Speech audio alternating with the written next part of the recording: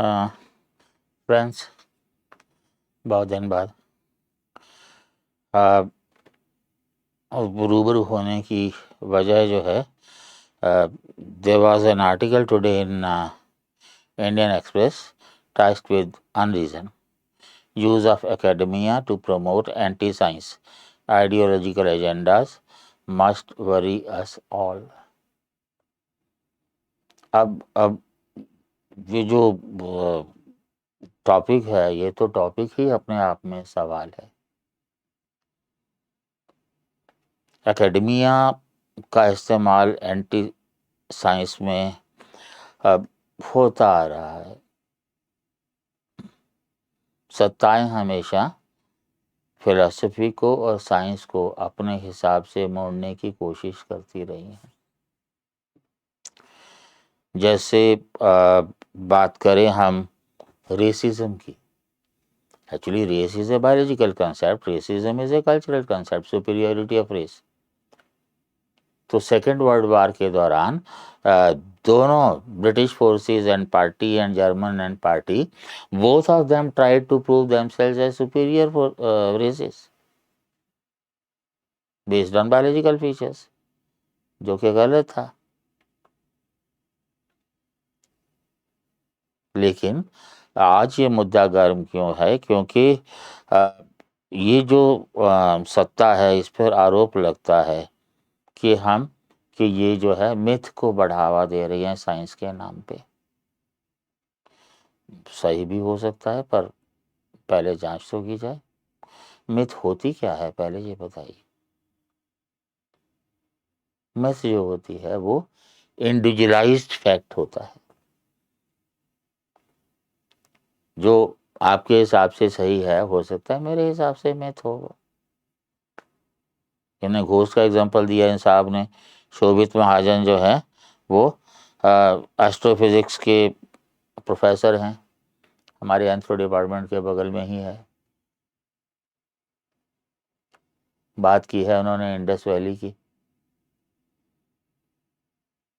पर शुरुआत करने से पहले बहुत सारे हिस्ट्री के स्टूडेंट्स और टीचर्स प्रोफेसर A.L. बाशम के फ़ैन होते हैं एक तरह से। मैं भी हूँ थोड़ा बहुत। और उनकी एक लाइन 40-45 साल पहले मैंने पढ़ी थी, आज भी गूंजती है। There are many myths in our history and there are many histories in our myths. जिनको हम मिथ कहते हैं, एक्चुअली हमारा जो भी इतिहास था, अंग्रेज़ों ने उसको मिथ डिक्लेयर कर दिया और कह दिया कि हमें तो टाइम की कदर ही नहीं थी, सीक्वेंस बनाने की कदर ही नहीं थी, तो जो हम बनाएंगे वही हिस्ट्री है आपकी। हमने मान लिया और आज तक मानते आ रहे हैं। सेतु समुद्रम मिथ था, है क्या? कृष्ण की नगरी मिथ थी, है क्या? Saraswati. So there are many histories in our myths. जिनको उन्होंने मिथ कहा था, वो पहले हम जांच तो लें वाकई मिथ है कि नहीं। तो इन्होंने बेसिकली इंडस वैली के लिए बात की, और इन्होंने दुनिया भर की जो हैं और भी हैं हिस्टोरियंस जो इस तरह की बात करते हैं कि हमें एक पर्टिकुलर जीन जो है वो उससे पहले मिलता है, उसके बाद मिलता है। मुझे नहीं मालूम कि उनकी जीन की जानकारी कितनी ज़्यादा होती है, पर एक चीज़ मैं जानता हूँ, ये जो इन्होंने लिखा है पेलियोजेनेटिक्स। पेलियोजेनेटिक्स नाम की पता नहीं कोई चीज़ होती है कि नहीं, लेकिन मॉलिक्यूलर बायोलॉजी तो होती है। और मॉलिक्यूलर बायोलॉजी से जो भी कंक्लूजन निकाले जाएं, unless these are substantiated by fossil evidence, they are at the best theories.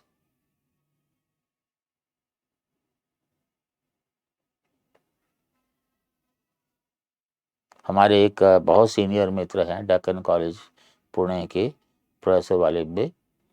उन्होंने 2000 से लेकर के 10,000 साल पहले तक के करीब 100+ 150 अबाउट स्केलेटन्स की स्टडी की है उस एरिया के। और उनका ये कंक्लूजन है कि 2000 से 10,000 साल के बीच कोई भी मेजर माइग्रेशन नहीं हुई, इक्का दुक्का को छोड़ के। There has been no in migration और out migration. Molecular biology human evolution के बारे में भी बहुत कुछ कहती है, पर बहुत वजह है हमारे पास उसको कंक्लूजन्स को फाइनल ना मानने की। तो मुद्दा सिर्फ इंडस वैली नहीं है।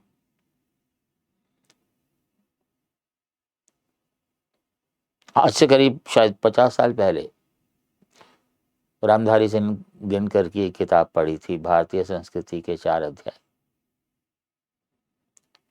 उन्होंने सवाल खड़ा किया था उस वक्त कि अगर आर्य बाहर से आए थे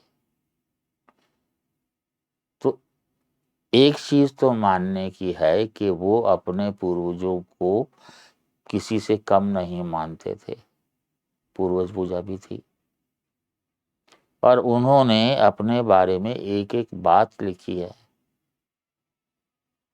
अगर वो कहीं बाहर से आए होते तो वो तो दावे से कहते कि हमने वहां से आकर के यहाँ झंडे गाड़े। अगर वो बाहर से आए थे तो फिर वो सब सिंधु से बाहर की बात क्यों नहीं करते?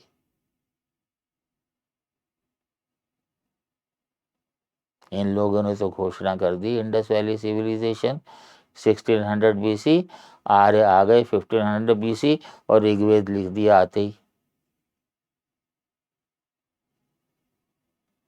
इनमें से किसी को ये भी पता है कि एक लैंग्वेज के बनने में कितना टाइम लगता है?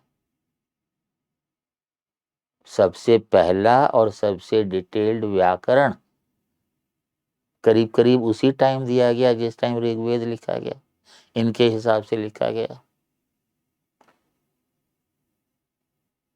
और जो डायलॉग होता है इंडिविजुअल्स के बीच में, it is never in the form of poetry, it is always in the form of pros. So obviously pros poetry से पहले आया होगा, श्लोकों से पहले। उससे पहले लैंग्वेज का डेवलपमेंट में कितना टाइम लिया होगा, वो भी विश्व की मोस्ट साइंटिफिक लैंग्वेज दुनिया भर के जो कंप्यूटर साइंटिस्ट रिसर्च कर रहे हैं वो बेमानी तो नहीं है। खैर, ये लोग जो भी बात करते हैं, ये क्या लिखते हैं शोभित जी?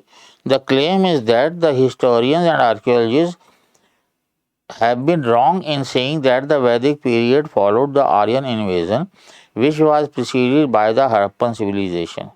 Instead, the claim is that the Vedic era extends far into antiquity and there was simply no migration or invasion from outside Bharatvarsha. Professor Walimbe की बात की मैंने अभी। इंडस वैली 3500 3000 बीसी कह दो आप, तो भिराना जो है हरियाणा में 9000 साल पुराना, क्या कहोगे उसके लिए? राखी गढ़ी है 7000 साल पुराना, उसके लिए क्या कहोगे? और सिनौली जो अभी, और सबसे मज़ेदार बात जो हिस्टोरियंस ने छिपाई है, मध्य प्रदेश में सीधी में 11,000 साल पुराना एक मंदिर मिला है जिसको वो अपर पैलियोलिथिक साइट कहते हैं।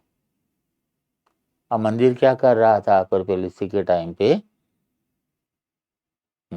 सुवीरा जायसवाल ने अपनी किताब में पासिंग रेफरेंस दिया है,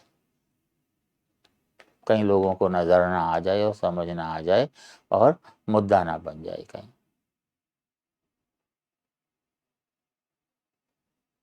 जो हिस्ट्री के लोग हैं उन्हीं को ढंग से हिस्ट्री नहीं आती। क्यों नहीं आती? क्योंकि जो हमारी जितनी भी एंशिएंट टेक्स्ट हैं वो हैं संस्कृत में, या उसके बाद पाली में, और ये तो अंग्रेजी तो पढ़े लिखों की जुबान है। मुझे समझ नहीं आता कि एंशिएंट इंडियन हिस्ट्री के टीचर्स जो हैं वो बिना संस्कृत के नॉलेज के कैसे पढ़ा सकते। मेरे जैसा आदमी जिसका कोई इंटरेस्ट नहीं है, बैकग्राउंड नहीं है, ज़रूरत नहीं है, मैं अगर मनुस्मृति पढ़ सकता हूँ word by word, with meaning, with interpretation, with analysis, तो वो लोग क्या ज़िंदगी में कुछ नहीं करना चाहते? उनको बस नौकरी मिल गई हो गया। तो हमारे जो संस्कृत जो है उस पे यही लांछन लगता है कि ये जो है ये तो फिलॉसफी की और रिलीजन की लैंग्वेज रही है। साइंटिफिक मैटर्स में तो टांग अड़ाना नहीं चाहिए इसको। तो इसलिए जो है जब आईआईटी खड़गपुर ने 2022 का कैलेंडर रिलीज किया, वायरल हो गया, तो बहुत लोगों ने बहुत कुछ कहा। सुमित्रा बनर्जी हैं एक, 12 जनवरी 2022 को उन्होंने रिस्पॉन्ड किया उसको, वही लॉजिक लेते हुए। और जिनकी मैं बात कर रहा हूँ भिराना का या सीधी की, और मॉलिक्यूलर बायोलॉजी तो खैर वो पता नहीं, मुझे कहना भी चाहिए कि नहीं, भैंस के आगे बीन बजावे वाली बात हो जाएगी। लेकिन संस्कृत का जो हमारा जो ज्ञान है, 3 साल पहले एक जो हमारे साइंस कांग्रेस हुई थी मुंबई में, एनुअल सेशन होता है हर साल, तो वहाँ पे जो है जो ऑर्गेनाइजर्स थे, संस्कृत डिपार्टमेंट की प्रोफेसर थी गौरी माहुलीकर, असिस्टेंट प्रोफेसर, उन्होंने क्या कहा अपने भाषण में, so far Sanskrit is essentially considered a language of religion and philosophy, but the fact is that it also talks about science including physics, chemistry, geography, geometry, etc. There is a lot of scientific information available in these texts and historical documents that we want to explore. बस उन्होंने क्या कह दिया। शिक्षा मंत्री ने भी बहुत सारे मिथिकल बातें कर दी थी, हनुमान जी उड़ के चले गए, मतलब मैं उसका साक्षी नहीं हूँ, लेकिन there are many histories in our myths. Explore तो करो भाई, एक्सप्लोर करो, नहीं मिला रिजेक्ट करो। आप सीधा सुप्रीम कोर्ट में जाके कह दो कि ये Sethusamudram is a myth, there is no existence of Ram, it's a myth.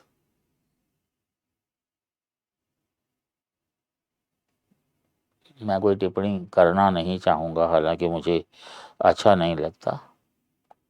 बहुत आलोचना हुई, पूरी साइंस कांग्रेस में ये मुद्दा छाया रहा।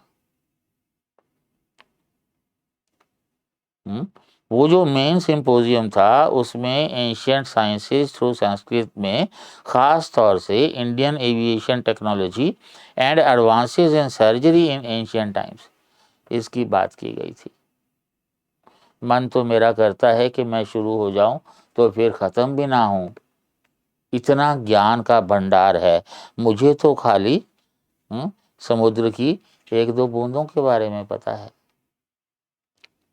अब इंडियंस के बारे में हम लोग अपनी बात तो करते नहीं, अपना ज्ञान जो है वो तो हमें पसंद नहीं आता, इसलिए तर्क के लिए मैंने वेस्टर्नर स्कॉलर्स की बात की है। भाषण की the wonder that was India पढ़ ली होती तो ये मुद्दा नहीं उठता। खैर, मैक्स मुलर बहुत तारीफ करते रहे हैं लोग, मैं भी किसी टाइम पे फैन हुआ करता था। अपने बारे में अगर हमें जानना है तो हमारे अपने सोर्सेज जो हैं वो तो हमें बचकाना लगते हैं ना, तो इसलिए हम वेस्टर्न सोर्सेज से लेंगे सब कुछ। और आज मैं सिर्फ चर्चा जो है वो advances in surgery in ancient time पे बात करूँगा, थोड़ी सी संक्षेप में वो भी। बाकी जिसको खोजना है सारे सोर्सेज नेट पे अवेलेबल हैं। मैक्स व्हीलर क्या कहते हैं इंडियंस के बारे में? पेज 169 उनकी बुक है, India what can we learn from it, or what it can teach us. क्या कहते हैं? Once more, then if we mean by primitive people who inhabited this earth, as soon as the vanishing of the glacial period made this earth inhabitable, the Vedic poets were certainly not primitive. If we mean by primitive people who were without a knowledge of fire, who used unpolished prints and ate raw flesh, the Vedic poets were not primitive. If we mean by primitive people who did not cultivate the soil, had no fixed abodes, no kings, no sacrifices, no laws, again I say the Vedic poets were not primitive. But if we mean by primitive the people who have been the first of Aryan race to leave behind literary relics of their existence on earth, then I say the Vedic poets are primitive. The Vedic language is primitive. The Vedic religion is primitive, and taken as a whole, more primitive than anything else that we are ever likely to recover in whole history of our race.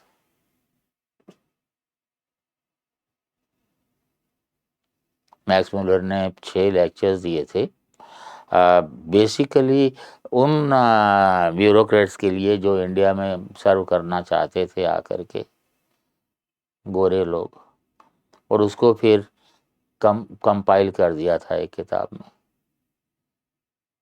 हालांकि अंदर ही अंदर हमें कुछ भी मानते हों, पर वो असल में जो हमें मानते थे, ये किताबें उस वक्त हम लोगों के सामने कभी नहीं आई।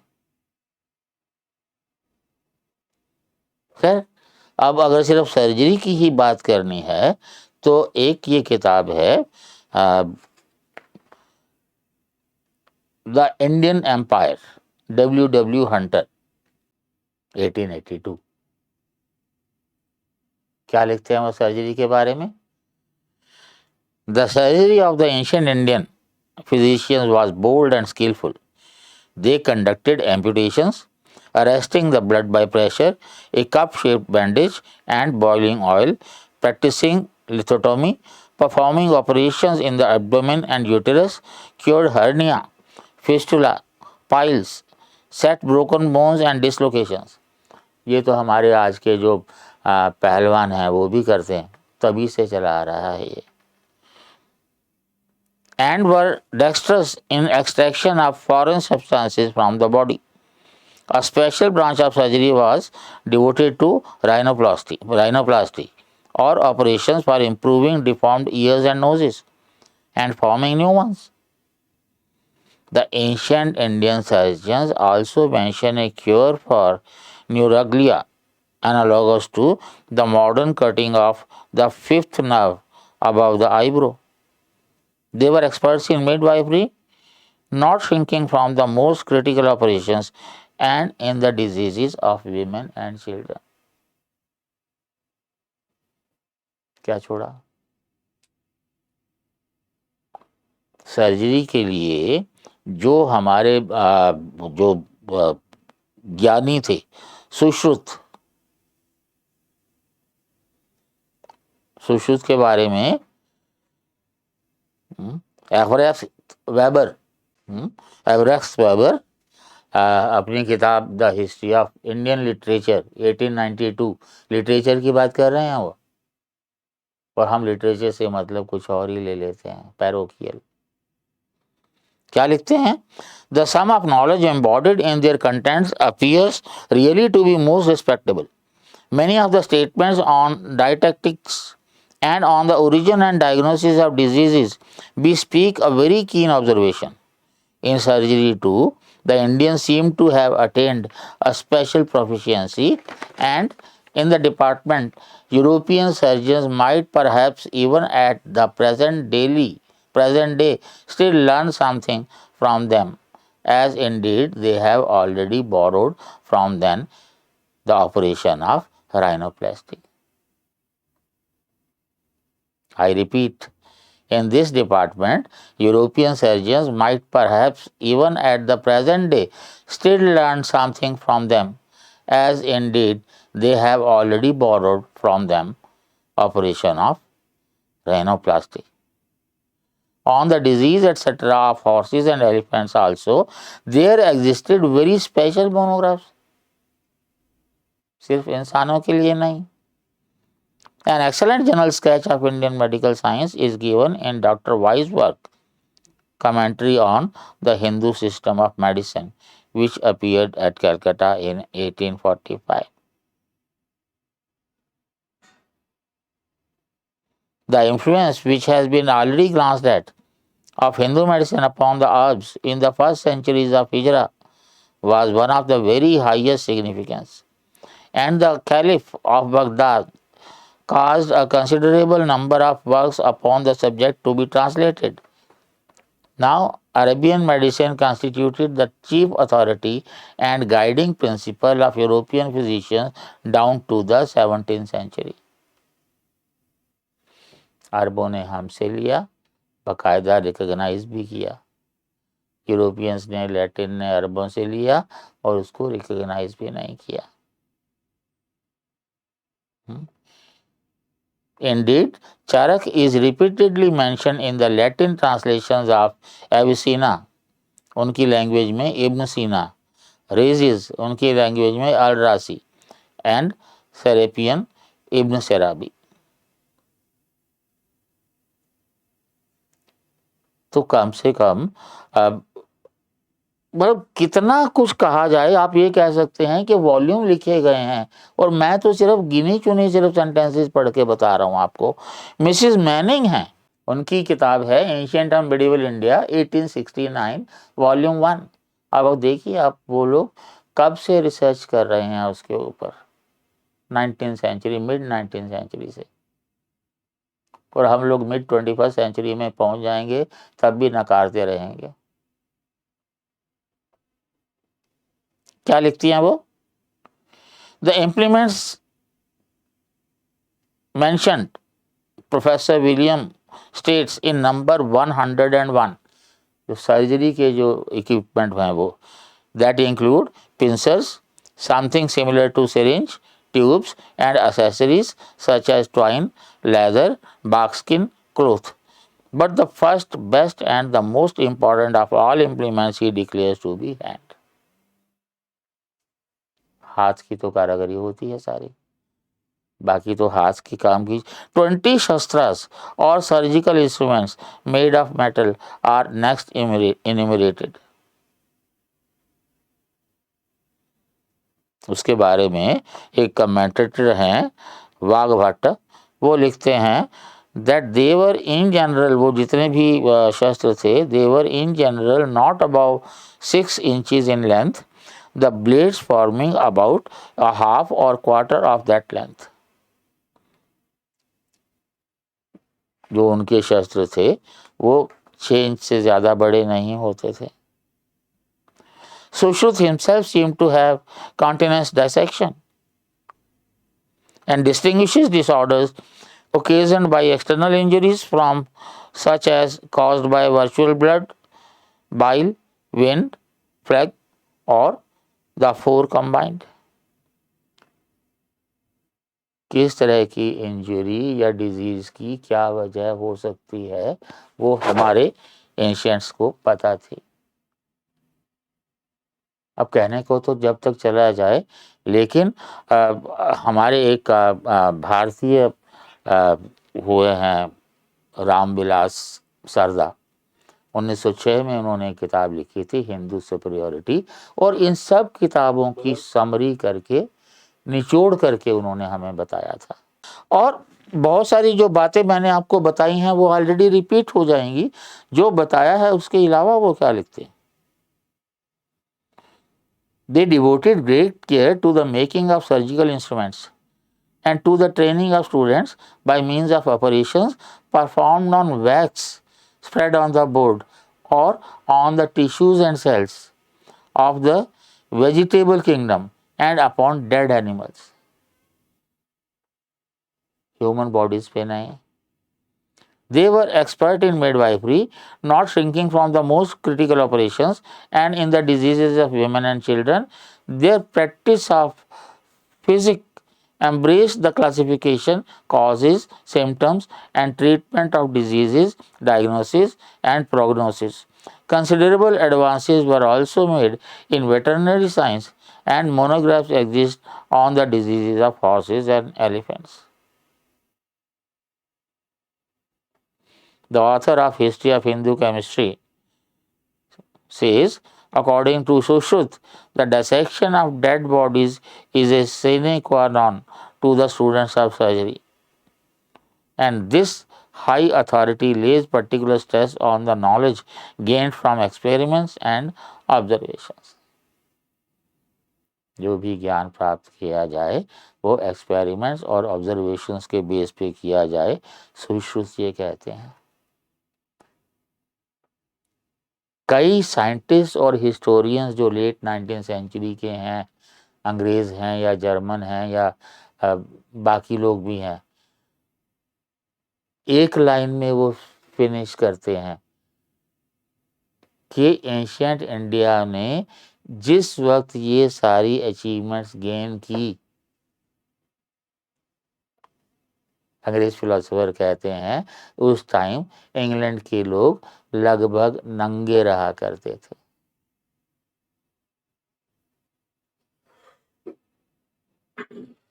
I'll talk more about next time.